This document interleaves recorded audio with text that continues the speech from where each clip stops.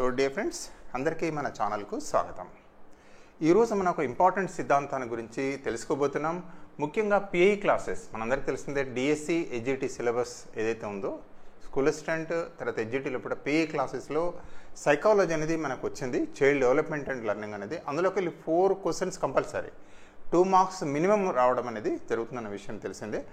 So అందులోపట భాగంగా plus TET అనేది మనకు రాబోతుంది నెక్స్ట్ మంత్. మనకు అందరికి తెలిసిందే టెట్ అనేది ఆల్రెడీ ఈరోజు అప్లికేషన్ స్టార్ట్ అయ్యాయి.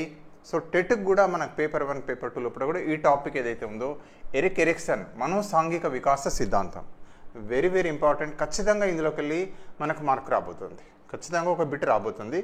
అదేవిధంగా హాస్టల్ వెల్ఫేర్ ఆఫీసర్లో కూడా ఇది చాలా ఇంపార్టెంట్ అంశం అని అందరికీ మీకు తెలిసిందే.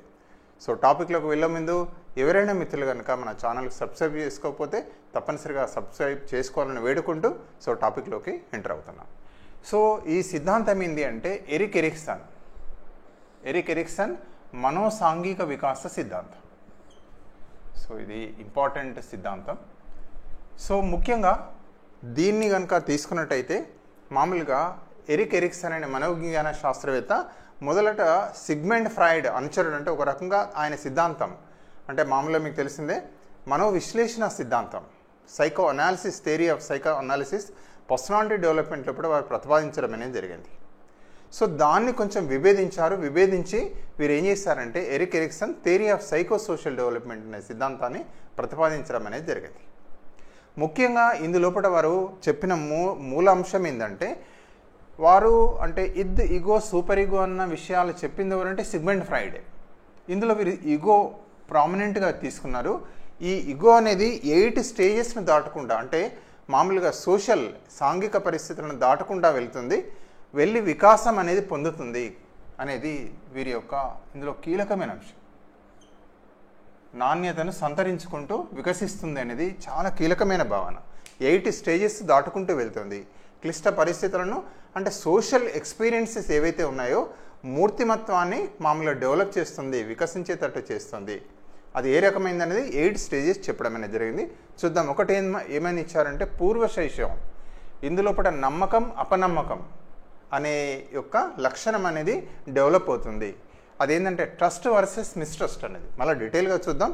రెండవది ఏమి ఇచ్చారంటే ఉత్తర శైశవం లోపల స్వయం ప్రతిపత్తి సందేహం, లేదా ఇంగ్లీష్లో తీసుకుంటే బేబీహుడ్లో అటానమీ వర్సెస్ డౌట్ అనే యొక్క లక్షణాలు పెంపొందించుకుంటుంది మూర్తిమత్వం అనేది ఈ దశలో చెప్తున్నారు.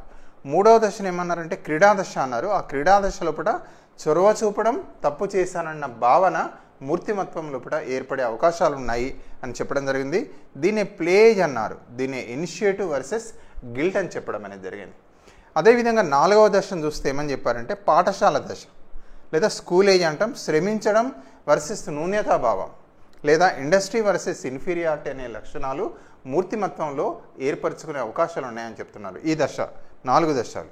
అదేవిధంగా నెక్స్ట్ దశను ఏం చెప్పారంటే కౌమార దశ. ఇందులోపట రోల్ అడోలసెన్స్ అంటాం. Role identity versus role confusion, పాత్ర గుర్తింపు వర్సెస్ పాత్ర సందిగ్ధం. ఈ రెండిట్లో ఏదో ఒకటి లక్షణం అనేది డెవలప్ కావడం అనేది జరుగుతుంది. అంటే సోషల్గా పొందే అనుభవాలు, సాంఘిక అనుభవాలు ఏవైతే ఉన్నాయో ఆ అనుభవాలు ఈ లక్షణాలను డెవలప్ చేస్తాయనేది వారి భావన.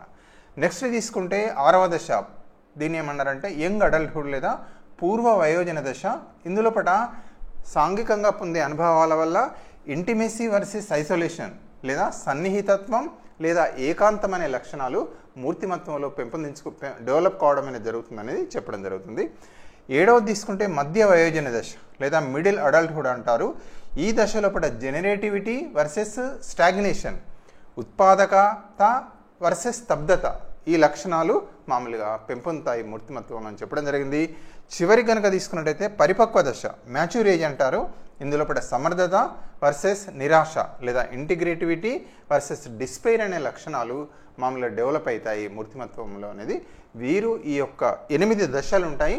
ఈ 8 దశల లోపల ఉన్న ఈ లక్షణాలు డెవలప్ కావడం అనేది జరుగుతుంది. మూర్తిమత్వం అనేది పెంపొందించుకుంటుంది, మూర్తిమత్వంలో ఏర్పడే అవకాశం ఉంది, ఏర్పడతాయని చెప్పేసి వారి సిద్ధాంతంలో ప్రతిపాదించడం అనేది జరిగింది.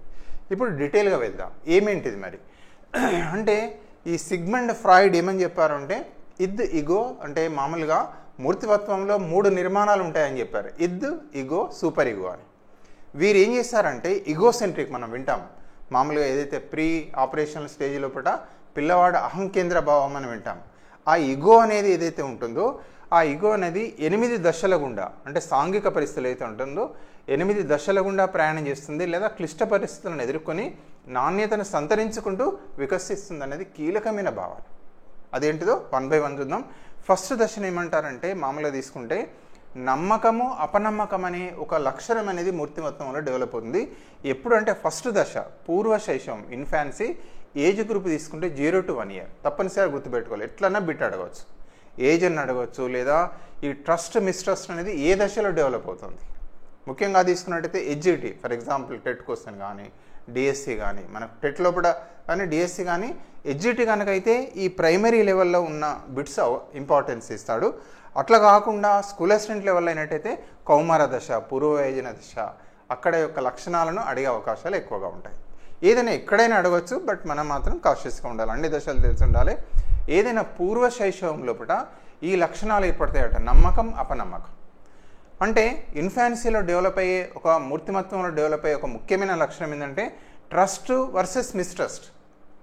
అంటే ఏంటిదో చూద్దాం. అంటే ఏవైతే మదర్ కావచ్చు, కేర్ టేకర్ కావచ్చు, శిశువు అవసరాలను కనుక తీర్చినట్టయితే, శిశువు అవసరాలంటే మామూలుగా ఫిజికల్ నీడ్స్ కావచ్చు, ఫర్ ఎగ్జాంపుల్ అవసరమైనప్పుడు ఆహారమే కావచ్చు, అదేవిధంగా వాటరే కావచ్చు, ఫుడ్ కావచ్చు, 1 year లోపల ఆ తల్లి కనుక తీర్చినట్టయితే అఫెక్షనేట్గా మామూలుగా ఏడ్చినప్పుడు తల్లి సాన్నిహిత్యం కోరుకుంటారు, లేదా కేర్ టేకర్ సాన్నిహిత్యం తీసుకుంటారు. సో వాళ్ళు ఆ సందర్భాన్ని బట్టి వాళ్ళ దగ్గర తీసుకోవడం, అంటే ఆ బిడ్డ యొక్క అవసరాలు తీర్చినట్టయితే వీరిపైన, అంటే మదర్ పైన కానీ కేర్ టేకర్ పైన కానీ ఒక ట్రస్ట్ అనేది, ఒక నమ్మకం అనేది ఏర్పరచుకుంటారు. ఒకవేళ ఆ శిశువు అవసరాలు తీర్చకపోతే అపనమ్మకం అనే భావన మూర్తిమత్వంలో డెవలప్ అవుతుంది. అది మొత్తం జీవిత పర్యంతం ఉండిపోతుంది అనేది వీరి వాదన. మరొకసారి చూడాలి. ఏంటిదంటే వీరు చెప్పేది పూర్వ శైశవంలో మూర్తిమత్వంలో నమ్మకము లేదా అపనమ్మకం అనేది డెవలప్ అయ్యే అవకాశం ఉంది మూర్తిమత్వంలో. ఎట్లా ఈ 1 year లోపటిని మరి అక్కడ ఎవరు ఉంటారు అంటే ఆ శిశువు 1 year శిశువు తల్లి దగ్గర ఉంటుంది, లేదా కేర్ టేకర్ వాళ్ళ అమ్మమ్మ కావచ్చు, ఎవరో ఆ శిశువుని చూసుకునే వాళ్ళు. ఆ శిశువు అవసరాలు కనుక తీర్చినట్టయితే వారి పట్ల ఏంది అంటే ఒక ట్రస్ట్ అనే నమ్మకం, వ్యక్తులపైన ఒక నమ్మకం, ట్రస్ట్ అనేది ఏర్పడుతుంది. ఒకవేళ శిశువు అవసరాలు తీర్చకపోతే ఏమవుతుందంటే అపనమ్మకం అనేది డెవలప్ అవుతుంది. అది జీవిత పర్యంతం కొనసాగుతుంది, లేదా నెక్స్ట్ దశలో కూడా కొనసాగుతుంది అనేది వీరు చెప్పడం అనేది జరిగింది. సో ఇది ఫస్ట్ దశ. ఇదేంటిది పూర్వ శైశవం. ఇందులో డెవలప్ అయ్యేది నమ్మకం వర్సెస్ అపనమ్మకం, infancy. Trust versus mistrust. Age group ఏంటంటే 0 to 1 year. ఇక నెక్స్ట్ దశ, రెండవ దశ ఏంటిది అంటే ఉత్తర శైశవం. ఈ విధంగా ప్రయాణిస్తుందని చెప్పారు కదా. రెండవ దశ ఏంటంటే ఉత్తర శైశవం. ఇక్కడ అంటే బేబీహుడ్ అంటారు.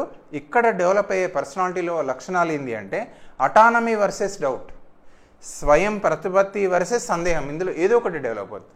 మరి ఎట్లా డెవలప్ అవుతుంది? ఏజ్ గ్రూప్ ఏంది? ఉత్తర శైశవం అంటే 1 to 3 years అని చెప్తున్నారు. ఏజ్ గ్రూప్ కూడా గుర్తుపెట్టుకోవాలి, లేదా ఈ దశను గుర్తుపెట్టుకుంటే చాలు. ఉత్తర శైశవంలో డెవలప్ అయ్యే లక్షణాలు ఏంటంటే స్వయం ప్రతిపత్తి వర్సెస్ సందేహం, లేదా ఇంగ్లీష్ పదం ఏది గుర్తుంటుంది అటానమీ వర్సెస్ డౌట్. మరి ఎట్లా డెవలప్ అవుతుంది? మామూలు ఏం చేస్తారంటే పిల్లలు స్వయంగా పనులు చేసుకునే ప్రయత్నం చేస్తారు. చిన్న పిల్లలు 1 to 3 years ఏజ్ మనం చూస్తుంటాం. వాళ్ళు స్వయంగా చెప్పులు వేసుకునే ప్రయత్నం చేస్తారు. ఎడమ కాలుకు కుడి అట్లా చెప్పులు ఉల్టా పల్టా అవుతుంటాయి. లేదా షర్ట్ బటన్స్ పెట్టుకుంటే ఒకటి కిందికి అవుతుంది, మీదికి అవుతుంది. జనరల్గా ఏం చేస్తారు పేరెంట్స్ మామూలుగా ఓవర్ ప్రొటెక్టివ్ పేరెంట్స్ ఏం చేస్తారంటే ఏ పని చేసుకొనియారు, అన్ని పనులు తామే తింటారు. వాళ్ళు వాటర్ తాగుతామన్నా కూడా వాటర్ తాగిస్తుంటారు, లేదా ఏదైనా చేస్తామన్నా చేయనియరు వాళ్ళు. సో అట్లాంటి పరిస్థితులు ఒకవేళ స్వయంగా కనుక వాళ్ళను ప్రోత్సహించినట్టయితే, తాము చేసే పనులను పేరెంట్స్ కానీ ఎవరు కానీ ప్రోత్సహిస్తే వాళ్ళ లోపల స్వయంగా చేసుకుంటారు. అటానమీ, ఒక స్వయం ప్రతిపత్తి అనే లక్షణం వారిలో డెవలప్ అవుతుంది. అట్లా కాకుండా వారు చేసే పనులను ఆటంకపరిచినట్టయితే, లేదా ఆ పనులకు బదులు వీళ్ళే ఓవర్ ప్రొడక్షన్ అంటారు. దీని ఏమంటారు? స్వయంగా పనులు చేసుకునేటట్టు ప్రోత్సహించడం, లేదా ఓవర్ ప్రొడక్షన్ అంటే ఆ పేరెంట్స్ ఏం చేస్తారంటే ప్రతి దానికి కూడా ఏం చేస్తారంటే ఏ పని చేసుకొనియారు. ఆ పిల్లలకు ప్రతిదీ కూడా అన్నం పెట్టడం కానీ ఏది వచ్చినా కూడా తినిపిస్తారు, చేస్తారు. ప్రతి వాళ్ళు వేసుకుంటే కూడా వేసుకునేయారు. మామూలుగా డ్రెస్సింగ్ కానీ చెప్పులు కానీ. అలాంటప్పుడు ఏమవుతుందట అంటే over production which leads to doubt, సందేహం అనేది కలుగుతుందంట. ఆ లక్షణం అనేది ఆ యొక్క మూర్తిమత్వంలో డెవలప్ అయ్యే అవకాశం ఉంది. లేదా స్వేచ్ఛ ఇచ్చి వాళ్ళ పనులను తప్పొప్పో వాళ్ళ పనులను వాళ్ళని చేసుకొని ఇచ్చినట్టయితే ఏమైందంటే స్వయం ప్రతిపత్తి, స్వయంగా చేసుకునే శక్తి అనేది డెవలప్ అవుతుంది. ఆ మూర్తిమత్వంలో లక్షణం అనేది ఈ యొక్క రెండవ దశలో ఏర్పడుతుందని ఈ యొక్క ఎరిక్ ఎరిక్సన్ వారు ప్రతిపాదించడం అనేది జరిగింది. సో ఈ దశ అయింది ఉత్తర శైశవం, బేబీహుడ్. ఇక్కడ డెవలప్ అయ్యే మూర్తిమత్వం వల్ల పెంపొందించే లక్షణాలు ఏంటంటే స్వయం ప్రతిపత్తి లేదా సందేహం. ఎప్పుడు డెవలప్ అవుతుంది? ఆ పిల్లలు, ఆ ఏజ్లో పిల్లలు వారు స్వయంగా చేసుకునే పనులను పేరెంట్స్ కనుక ప్రోత్సహించినట్టయితే ఏమైతే అటానమీ అనేది డెవలప్ అవుతుంది. స్వయంగా వారి పనులను వాళ్ళు చేసుకుంటారు, స్వయం ప్రతిపత్తి డెవలప్ అవుతుంది. లేదు మామూలుగా డౌటు, ప్రతి పనిని వీళ్ళే సహాయం చేయాలి, అబ్బో బిడ్డ ఎక్కడ అడ్డం పడతాడో, ఎక్కడ తప్పు జరుగుతుందో అని చెప్పేసి ప్రతిదీ కూడా మనమే ఓవర్ ప్రొడక్టివ్గా కనుక చేసినట్టయితే ఆ బిడ్డ లోపల సందేహం, డౌట్ అనేది డెవలప్ అయ్యే అవకాశం ఉందన్నారు. ఇది రెండవ దశ. ఇక నెక్స్ట్ దశ తీసుకున్నట్టయితే మూడవ దశకు వెళ్తున్నాం. ఆ మూడవ దశ ఏంటి అంటే క్రీడా దశ. చూడండి, ఫస్ట్ది ఏంటి అంటే పూర్వ శైశవం, తర్వాత రెండవది ఉత్తర శైశవం, తర్వాత తీసుకుంటే క్రీడా దశ. ఈ క్రీడా దశను ప్లే ఏజ్ అని కూడా అంటారు. ఇక్కడ ఏ లక్షణాలు డెవలప్ అవుతాయి అంటే చొరవ చూపడం లేదా తప్పు చేశానన్న భావన. ఎట్లా డెవలప్ అవుతుందో చూద్దాం. ఇనిషియేటివ్ వర్సెస్ గిల్ట్ అంటారు. మరి ఎట్లా డెవలప్ అవుతుంది ఇనిషియేటివ్ వర్సెస్ గిల్ట్ అనేది కనుక తీసుకుంటే ఇక్కడ ఏజ్ క్రీడా దశ అంటున్నారు 3 to 5 years ఏజ్. ఇక్కడ పిల్లలు ఆటలు ఆడతారు, స్వయంగా కృత్యాలు చేస్తారు. అందులో కనుక సఫలమైనట్టయితే పిల్లలు చేసే పనులు ఏదైతే సఫలమవుతారో అక్కడ ఏమవుతుందట అంటే పిల్లలు ఓన్గా చేస్తారు. ఇక్కడ ఇనిషియేటివ్ ఏ పనులు చేయడానికైనా చొరవ చూపెడతారట. అక్కడ కనుక మనకు ఆటల లోపల కానీ ఈ యొక్క స్వయంగా ఏవైతే చేస్తారో అందులో కనుక ఒకవేళ ఫెయిల్యూర్ అయినట్టయితే, విఫలమైతే వాళ్ళకి ఏం చేస్తారట అంటే ఒక గిల్టీ కాంప్లెక్స్ పిల్లలు డెవలప్ అవుతాయట. చూడండి ఇక్కడ జాగ్రత్త. క్రీడా దశలో తీసుకుంటే 3 to 5 years. ఇందులోపల ఏంటంటే ఆటలు కానీ ప్లేస్ ఆడుతుంటారు పిల్లలు, అదేవిధంగా స్వయంగా యాక్టివిటీస్ కృత్యాలు చేస్తుంటారు, పనులు చేస్తుంటారు. అక్కడే సోషల్ స్కిల్స్ అంటారు, మామూలుగా డైలీ స్కిల్స్, స్వయంగా పనులు చేసుకోవడం, వాటర్ తాగడం, సాంఘికంగా పనులు చేయడం, వివిధ రకాల కృత్యాల్లో పాల్గొంటారు. వాళ్ళు కనుక అందులో సఫలమైనట్టయితే వారి లోపల ఏంటంటే ఒక చొరవ చూపడం అనే లక్షణం అని, అంటే వాళ్ళే స్వయంగా పనులు చేస్తారట. అక్కడ చొరవ చూపడం అనే లక్షణం డెవలప్ అవుతుంది. అట్లా కాకుండా ఆ కృత్యాల లోపల కనుక ఫెయిల్ అయినట్టయితే అక్కడ ఏమవుతాట అంటే తప్పు చేశానన్న భావన, గిల్టీ కాంప్లెక్స్ అనేది పిల్లలు డెవలప్ అయ్యే అవకాశం ఉంది అంటారు. చూడండి, ఇది క్రీడా దశ, ప్లే ఏజ్ అంటారు. ఏజ్ గ్రూప్ తీసుకుంటే 3 to 5 years. ఇందులో డెవలప్ అయ్యే లక్షణాలు ఏంటంటే చొరవ చూపడం లేదా తప్పు చేశానన్న భావన, ఇనిషియేటివ్ వర్సెస్ గిల్ట్. ఇక నెక్స్ట్ దశకు వెళ్తున్నాం, పాఠశాల దశ, ఇంకో దశ. ఈ పాఠశాల దశ లోపల ఏమి డెవలప్ అవుతాయి పిల్లలు లక్షణాలు అని అంటే మూర్తిమత్వంలో శ్రమించడం లేదా న్యూనతాభావం, industry versus inferiority. So school age అంటే మనకు తెలిసిందే, ప్రైమరీ స్కూల్ తీసుకుంటే 6 to 12 years. ఇక్కడ మరి ఎట్లా డెవలప్ అవుతుంది ఇండస్ట్రీ వర్సెస్ ఇన్ఫీరియారిటీ. పిల్లల లోపల, ఇంటి లోపల కావచ్చు, స్కూల్ లోపల కావచ్చు, మామూలు అందుకే యాక్టివిటీ చేస్తుంటారు. అంటే పిల్లలను మనం ఏం చేస్తారంటే విజయం సాధించేటట్టు చేయాలంటారు. గణితం చెప్తాం అంటే వాళ్ళ స్థాయిని బట్టి, వాళ్ళ కాగ్నిటివ్ డెవలప్మెంట్ని బట్టి పిల్లలకి ఏం చేస్తారంటే మనం తగిన యాక్టివిటీస్ డెవలప్ చేయాలి, అందులో విజయం సాధించేటట్టు టీచర్గా మనం బిడ్డకు స్కఫోల్డింగ్గా హెల్ప్ చేయాలంటారు. సో పిల్లడు విజయం సాధించిన తర్వాత మనం అప్రిషియేట్ చేయాలి, మెచ్చుకోవాలి పనులను. అలాంటప్పుడు ఏమవుతాయట అంటే ఇక పిల్లవాడిలో ఇప్పుడు శ్రమించడం అనే లక్షణం డెవలప్ అవుతుందని చెప్తారు. శ్రమించడం లేదా న్యూనతాభావం, లేదా రెగ్యులర్గా ఫెయిల్ అవుతున్నాడు, పిల్లవాడు సరిగా వస్తలేదు, అన్నీ తప్పులే పోతున్నాయి. సో ఒక రకంగా చెప్పాలంటే మనం ప్రోత్సహించలేం, లేదా బిడ్డను ఇది తప్పు, అది తప్పు, ఇది తప్పండి అని చెప్తున్నాం. అక్కడ ఏమవుతాయట అంటే ఇన్ఫీరియారిటీ కాంప్లెక్స్ బిడ్డలో డెవలప్ అయ్యే అవకాశం ఉంది. సో స్కూల్ ఏజ్లో చాలా చాలా ఇంపార్టెంట్. దీని మీద ఇక్కడ అడుగుతుంటాడు, బిడ్డ అడిగే అవకాశం ఉంటుంది. అంటే శ్రమించడం, న్యూనతాభావం అనేది ఏ దశలో డెవలప్ అవుతుంది లక్షణాలు మూర్తిమత్వంలో మనోసాంఘిక వికాస సిద్ధాంతం ప్రకారం అడిగే అవకాశం ఉంటుంది. సో ఇక్కడ అంటే ఇది పాఠశాల దశ. సో ఈ విధంగా హెచ్జిటికి సంబంధించి కనుక తీసుకున్నట్టయితే ఈ 4 దశలు చాలా ఇంపార్టెంట్. అంటే అక్కడ ఇంపార్టెంట్ అవి కాదని కాదు, జనరల్గా ప్రైమరీ లెవెల్కి రిలేటెడ్ కాబట్టి అడిగే అవకాశాలు ఇక్కడ ఎక్కువగా ఉంటాయి. సో మొత్తం మీద అవగాహన ఖచ్చితంగా ఉండాల్సిందే, ఎక్కడన్నా బిట్ చేసినా కానీ కొంచెం కాన్సన్ట్రేట్ ఇక్కడ చేస్తే హెల్ప్ అవుతుంది. ఏదైనా కూడా పాఠశాల దశ స్కూల్ ఏజ్ ఎంత 6 to 12 years, class 1 to 5th class మనం జనరల్గా చూస్తుంటాం. ఈ దశలో ఏ లక్షణాలు డెవలప్ అవుతాయి? శ్రమించడం వర్సెస్ న్యూన్యత, లేకపోతే ఇండస్ట్రీ వర్సెస్ ఇన్ఫీరియారిటీ. అంటే చేసే పనుల్లో విజయం సాధించినట్టయితే ఫర్ ఎగ్జాంపుల్ గణితం చేస్తున్నారు, చేసేటప్పుడు మనం సాధించాలి. లేదా మంచి రాస్తున్నారు, కుదిరించి రాస్తున్నారు, డయాగ్రామ్ ఇస్తున్నారు, లేదా ఒక రైమ్ వస్తుంది, వాళ్ళు విజయం సాధించేటట్టు మనం ఏంటంటే తగిన అభ్యసన అనుభవాలు ఇవ్వాలి, బిడ్డలను ప్రోత్సహించాలని చెప్తారు. ఒకవేళ కనుక పిల్లవాడికి అప్రిసియేషన్ కనుక ఇచ్చినట్టయితే ఏమవుతుంది అంటే పిల్లల లోపల శ్రమించే తత్వం డెవలప్ అవుతుందట. అట్లా కాకుండా ఫెయిల్యూర్ అయితే మనం ఏం చేస్తాం, నిందించడం, ఇది రాదు నీకు రా, అట్లా ఏమైతే అంటే పిల్లల్లో న్యూనతాభావం, ఇన్ఫీరియారిటీ కాంప్లెక్స్ అనేది డెవలప్ అవుతుంది. ఈ లక్షణాలు ఎక్కడ డెవలప్ అయ్యే అవకాశం ఉందని చెప్తున్నాడు ఎరిక్ ఎరిక్సన్, పాఠశాల దశలో ఉన్నప్పటినే డెవలప్ అవుతుందని చెప్తున్నారు. సో అందుకే ఉపాధ్యాయులు కానీ ఇంటి వద్ద కానీ మనం పిల్లల్ని ఏంటంటే మామూలుగా వాళ్ళను విజయం సాధించేటట్టుగా మనం వాళ్ళకి ఏంటంటే ఒక స్కఫోల్డింగ్లా మనం సపోర్ట్ చేయాలి పిల్లలకు. ఇది 4వ దశ. నెక్స్ట్ దశ తీసుకున్నట్టయితే కౌమారం, అడోలసెన్స్. ఇక్కడ ఏంటి అంటే ఏ లక్షణాలు డెవలప్ అవుతాయట అంటే role identity versus role confusion, పాత్ర గుర్తింపు వర్సెస్ పాత్ర సందిగ్ధం. కౌమారులు మనకు తెలిసింది ఏజ్ గ్రూప్ ఏంటంటే 12 to 20 years, 12 నుండి 20 సంవత్సరాల వయసును జనరల్ కౌమార దశ. అందులో మనకు ఏమొస్తుంది అంటే మామూలుగా ఈ యొక్క కౌమార దశలో పట్ల 2 లక్షణాలు, role identity versus role confusion. So ఈ దశలో పిల్లలు ఏం చేస్తారట అంటే వాళ్ళు మామూలుగా స్వయంగా అంటే ఏం చేస్తారట అంటే పెద్దవాళ్ళు అయినాం కదా అంటే స్వయం నిర్ణయాలు తీసుకుంటారు, సొంత నిర్ణయాలు తీసుకొని సొంతంగా పనులు చేయడం అనేది జరుగుతుంది. ఒక్కొక్కసారి కొన్ని సందర్భాల్లో ఇప్పుడు అడోలసెన్స్లో ఏం చేస్తాడు, వాళ్ళ సిస్టర్ ఉంటే వాళ్ళ సిస్టర్కి సంబంధమే తీసుకొని వస్తాడు, మ్యాచ్నే తీసుకొని వస్తాడు, మన అక్కకు మ్యాచ్ తీసుకొచ్చినా అని చెప్తాడు. అప్పుడు పెద్దవాళ్ళు ఏమంటారు, ఆయన చేసే పనిని అరే మంచి పని చేసినావురా, అరే ఇట్లా అబ్బావు నువ్వు గ్రేట్ రా, నువ్వు ఇప్పటికెళ్ళే చూస్తున్నావు అని అంటే ఆ పాత్ర అప్పుడు ఏంటంటే రోల్ ఐడెంటిటీ, ఏ పనులైనా కావచ్చు, స్వయంగా చేసే పనులైనా కానీ అక్కడ దాన్ని ఏమంటారంటే పాత్ర గుర్తింపు, రోల్ ఐడెంటిటీ లభిస్తుంది. ఆ వయసులో కనుక చేసే పనులు కనుక సరైన విధంగా గుర్తింపు కనుక ఒకవేళ పెద్దల ఆమోదం కనుక లభించినట్టయితే దాన్ని ఏమంటారంటే రోల్ ఐడెంటిటీ అంటారు. లేదు అట్లా కాదు, నువ్వు ఇప్పుడే పెద్దోను అయినావరా, నువ్వు సంబంధాలు చూస్తుండ అయినవా, నువ్వు ఒక పెద్దోను అయినావు అనుకుంటున్నావా ఇప్పుడే అని కనుక వాళ్ళు చేసే పనులను తిరస్కరిస్తే, రిజెక్ట్ కనుక చేసినట్టయితే ఏమవుతుంది అంటే రోల్ కన్ఫ్యూజన్, పాత్ర సందిగ్ధం, అరే ఇప్పుడు నేను ఇది చేయాలనా వద్దా మరి. పేరెంట్స్ దగ్గర అప్పుడప్పుడు అందుకే ఈ యొక్క అడోలసెన్స్ ఏజ్ అనేది చాలా దాన్ని ఏమంటారంటే ఒక రకంగా చెప్పాలంటే స్ట్రెస్ అండ్ స్టామ్ ఏజ్ అని కూడా అంటారు. అడోలసెన్స్ ఏజ్ ఏదైతే ఉందో హై స్కూల్ నుంచి intermediate level stress and storm age అని అంటారు, ఒత్తిడి వయస్సు అని కూడా అంటారు. ఏదైనా ఇక్కడ ఇంపార్టెంట్ ఏంటంటే మామూలుగా లక్షణం ఏంది అంటే పాత్ర గుర్తింపు వర్సెస్ పాత్ర సందిగ్ధం, వెరీ వెరీ ఇంపార్టెంట్. ఇక్కడ మనకేంది అంటే స్కూల్ అసిస్టెంట్ లెవెల్లో ఈ బిట్ వచ్చే అవకాశం ఉంటుంది, జనరల్గా అడుగుతుంటారు. ఈ రోల్ ఐడెంటిటీ, రోల్ కన్ఫ్యూజన్ అనేది ఎరిక్ ఎరిక్సన్ ప్రకారం ఏ దశలో వస్తుంది, ఏ దశలో మూర్తిమత్వంలో డెవలప్ అవుతుంది అనేది అడిగే అవకాశాలు ఎక్కువగా ఉంటాయి.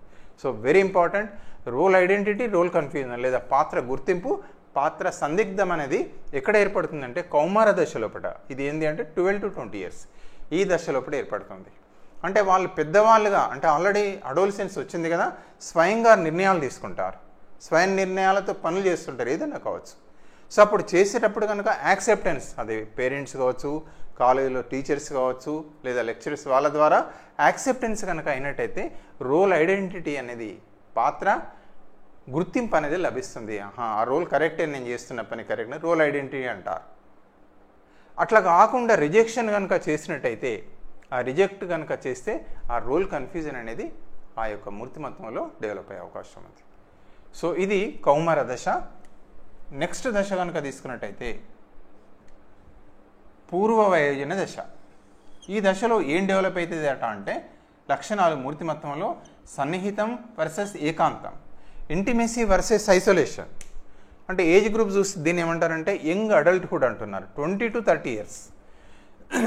ఈ ఏజ్లో మరి ఎట్లా అవుతుంది సన్నిహితత్వం అంటే ఈ 20 to 30 yearsలో ఏందట అంటే తమ భావాలు కలిసిన వాళ్ళ చేత, అంటే మనం ఫ్రెండ్షిప్ చేస్తాం, ఎవరైతే మన భావాలకు ఈక్వల్గా ఉంటారో, తమ భావాలు కలిసిపోతాయో అక్కడ ఏమైతే అంటే ఆ సంస్థల చేత వారి చేత ఏందట అంటే ఇంటిమెసీ అనేది డెవలప్ అవుతుంది.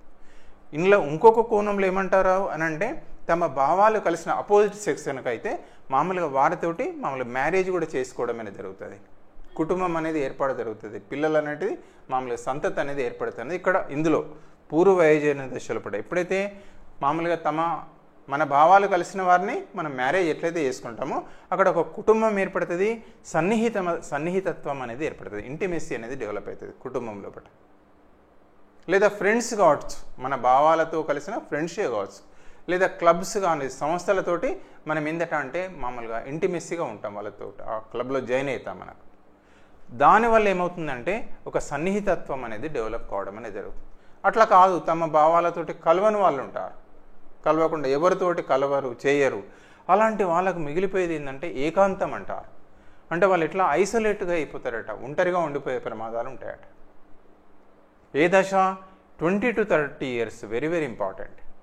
జనరల్గా ఈ దశలో బట్టినే ఉద్యోగం వస్తుంది, మ్యారేజ్ అవుతుంది, పిల్లలు కావడం అనేది జరుగుతుంది. జనరల్గా ఈ దశ అనేది ఒక ముఖ్యమైన దశ. సరే, ఏదని ఇక్కడ ఈ దశలోపడి ఏర్పడే లక్షణం ఏమని చెప్తుంటారంటే సాంఘికంగా పొందే అనుభవాలు. అంటే తమకు నచ్చిన వ్యక్తి, జనరల్గా చూస్తుంటాం లైఫ్ పార్ట్నర్, మనకు నచ్చిన వ్యక్తి, మన భావాలకు నచ్చిన వ్యక్తి ఎవరైతే ఏం చేస్తామంటే మ్యారేజ్ చేసుకుంటాం.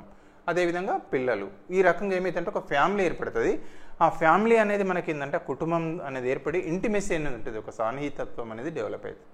అట్లా కాకుండా ఉన్నట్టయితే ఏమైతే అంటే ఏకాంతం అయ్యే ప్రమాదం ఉంటుంది, ఐసోలేషన్ అయ్యే ప్రమాదం ఉంటుంది. ఫ్రెండ్స్ కూడా కావచ్చు, మనకు కలిసిన ఎవరైతే మన భావాలు కలుస్తాయో వాళ్ళతోటి మనం ఫ్రెండ్షిప్ చేస్తాం, లేకపోతే ఏమైతే ఒంటరిగా ఉండే ప్రమాదం ఉంటుంది. లేదా సంస్థలే కావచ్చు, మన భావాలతో కలిసి ఉన్న వాళ్ళతోటి సంస్థలో జాయిన్ అవుతాం, క్లబ్స్లో జాయిన్ అవుతాం. సో అట్లా జాయిన్ కావడం వల్ల ఏంటంటే ఒక ఇంటిమెసీ డెవలప్ అవుతుంది. అట్లా కాకపోతే ఏకాంతంగా మిగిలిపోయే ప్రమాదం ఉంటుంది, మూర్తిమత్వంలో పట్ట అనేది మామూలు వీరు చెప్పిన ఈ యొక్క 6వ దశ. ఇది పూర్వవయోజన దశ. ఈ దశలో కూడా డెవలప్ అయ్యే లక్షణాలు ఏంది? సన్నిహితత్వం వర్సెస్ ఏకాంతం. అడగొచ్చు బిట్, ఎక్కడ అడుగుతాడు? సన్నిహితత్వం వర్సెస్ ఏకాంతం లేదా ఇంటిమెసీ వర్సెస్ ఐసోలేషన్ అనేది ఏ దశలో ఏర్పడుతుంది? ఎన్నో దశ? ఇది 6వ దశ. దశ కూడా గుర్తుపెట్టుకోవాలి. లేదా ఈ ఏజ్లో డెవలప్ అవుతుంది 20 to 30 years. ఇక నెక్స్ట్ దశ తీసుకున్నట్టయితే మధ్య వయోజన దశ, 7వ దశ. ఈ మధ్య వయోజన దశలో డెవలప్ అయ్యే మూర్తిమత్వ లక్షణాలు ఏంటి అంటే సాంఘిక అనుభవాలు, వ్యక్తి పొందే సాంఘిక అనుభవాల ద్వారా ఏమి డెవలప్ అవుతుందంటే జెనరేటివిటీ వర్సెస్ స్టాగ్నేషన్, ఉత్పాదకత వర్సెస్ స్తబ్దత అనే మూర్తిమత్వ లక్షణాలు డెవలప్ అవుతాయట. మరి ఏంటిది ఒకసారి చూద్దాం. ఈ 30 to 60 years ఏజ్లో కూడా మనం ఏం చేస్తామంటే జాబ్ చేస్తుంటాం కదా, జాబ్ చేసి రిటైర్మెంటు, పిల్లల పెళ్ళిళ్ళు అవన్నీ జనరల్గా జరుగుతుంటాయి కుటుంబంలో.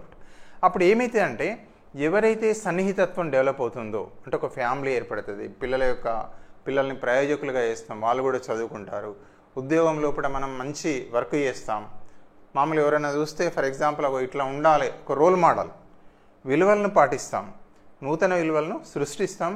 ఒక రోల్ మోడల్గా మనం ఎప్పుడైతే ఉంటామో అప్పుడు ఏమవుతుందట అంటే ఒక జెనరేటివిటీ, ఒక ఉత్పాదకత, మనం వల్ల సమాజానికి మేలు జరిగింది, లేదా మన వల్ల ప్రొడక్టివిటీ అనేది ఉంటాం. టీచర్గా మనం చూస్తుంటాం, అరే ఏంటిదయ్యా బాబు నువ్వేం సాధించినావు అంటే జనరల్గా చెప్తుంటారు.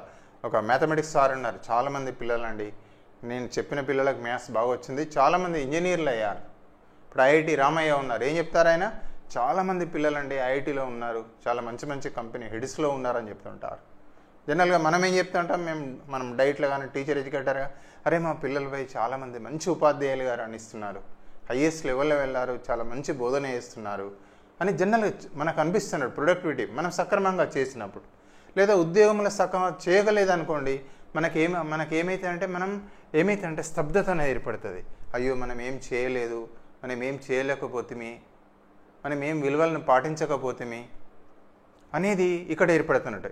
ఈ విధంగా మనం ఏం చేస్తామంటే విలువలను పాటిస్తారట ఈ దశలో. ఎవరైతే విలువలను పాటిస్తారో నూతన విలువలను కూడా సృష్టించడం అనేది జరుగుతుంది అని చెప్తుంటారు. సో అలాంటి వారిలో ఏంటంటే నేను నా యొక్క జీవితం సార్థకతమైంది, లేదా ఒక జెనరేటివిటీ, నా వల్ల ఈ ప్రొడక్టివిటీ అనేది వచ్చింది, ఇది సాధించాను, నా పిల్లలు ప్రయోజకులు అయ్యారు, మూర్తిమత్వంలో చెప్తుంటారు. అంటే కుటుంబము తర్వాత ఉద్యోగం జీవితం అనేది రెండు కూడా బొమ్మ బొరుసు లాంటిది అంటారు. సో బొమ్మ ఇంపార్టెంటే, బొరుసు ఇంపార్టెంటే. కొందరు ఏం చేస్తారట అంటే పూర్తిగా కంప్లీట్ ఉద్యోగంలోనే అంకితం అవుతారట, తమ పిల్లలపైన అంటే సరిగ్గా చూసుకోరట. పిల్లలు ఏమైనా లేదు అంత అయిపోతుంది, పిల్లలకు ఏమి డెవలప్ కారు, సరైన విద్య రాలేదు, మంచిగా సెటిల్ కాలేదు, వాళ్ళకి అక్కడ బాధనే ఉంటుంది. అక్కడ ఉత్పాదకత ఒక కోణంలో కనబడుతుంది, కానీ ఉద్యోగ జీవితంలో ఇప్పుడు ఏంటంటే అంటే మన ఫ్యామిలీ అంటే పిల్లలు, తర్వాత మన యొక్క ప్రొడక్టివిటీ, మనం చేసే ఉద్యోగ జీవితం రెండు ముఖ్యమే, బొమ్మ బొరుసు లాంటివి అని చెప్తారు. ఏదైనా ఇంపార్టెంట్ ఏంటంటే మధ్య వయోజన దశ లోపల మూర్తిమత్వంలో డెవలప్ అయ్యే లక్షణాలు ఏంటంటే ఉత్పాదకత వర్సెస్ స్తబ్దత. అంటే మన సాంఘిక జీవితంలో పొందే అనుభవాలు, ఉద్యోగ జీవితమే కావచ్చు లేదా వృత్తి ఏదైనా కూడా జీవితం లోపల మనం విలువల్ని పాటిస్తూ మనం ఏదైనా సాధించినట్టయితే ఏమవుతుందట అంటే ఈ యొక్క ఉత్పాదకత అనే లక్షణం అనేది డెవలప్ కావడం అనేది జరుగుతుంది. దీని లోపల ఏంది అంటే ఈ లక్షణాలు ఎవరైతే పాత్ర గుర్తింపు లభిస్తుందో, సన్నిహితత్వం అనేది లక్షణం ఉంటాయో, నెక్స్ట్ వాళ్ళ లోపల ఏంటంటే ఈ ఉత్పాదకత అనేది దారితీస్తుంది అని చెప్తుంటారు.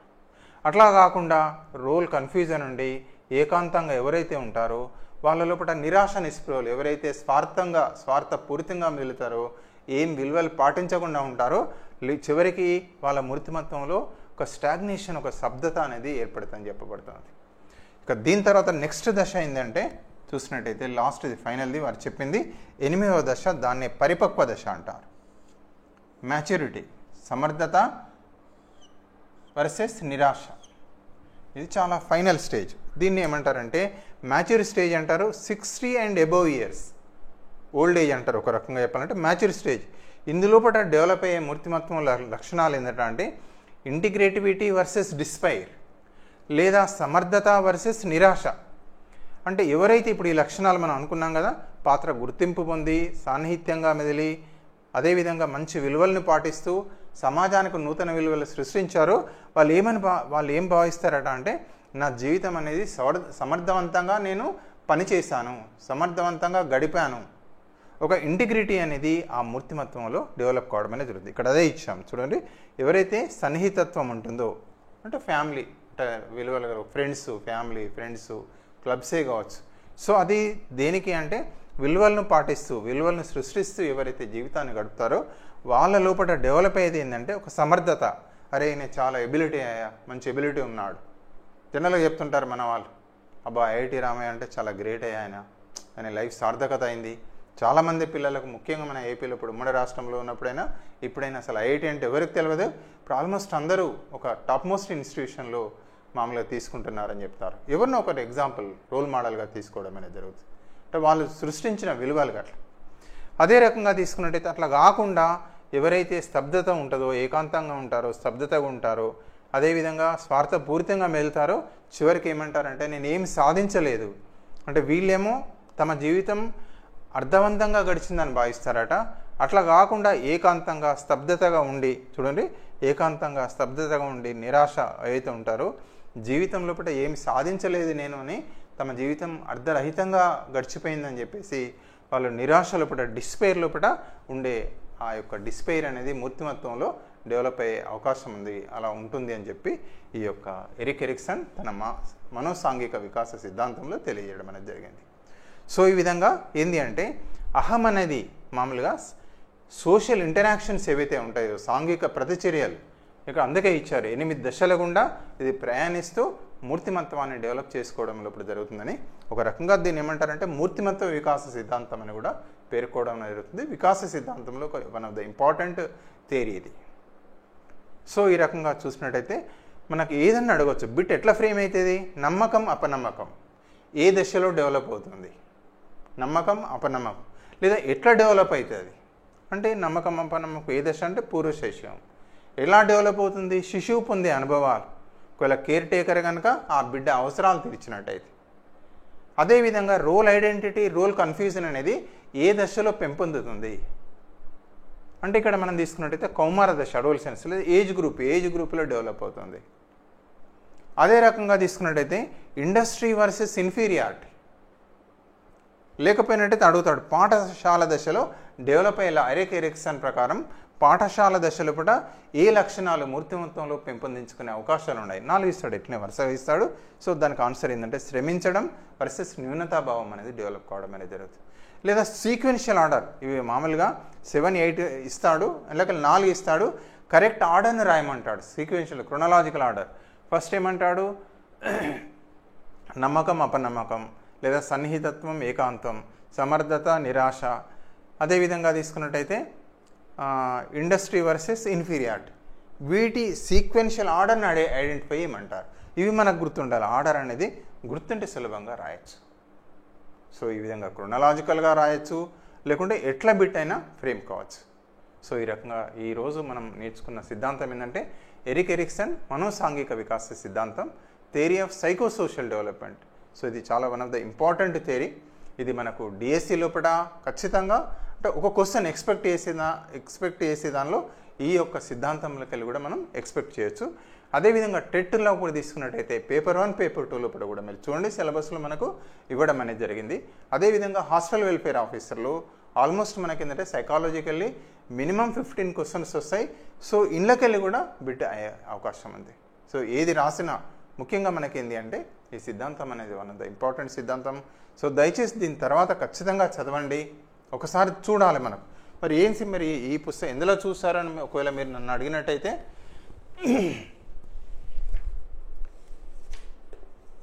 సో ఈ విధంగా బిఎడ్ లోపల మనకు ఈ పుస్తకంలో ఇచ్చాడు, అదేవిధంగా పాత బుక్లో కూడా ఇచ్చాడు. అదే రకంగా తీసుకున్నట్టయితే మనకు డిఎడ్కి సంబంధించిన ఈ బుక్లో ఇచ్చాడు, పాత పుస్తకంలో ఇచ్చాడు.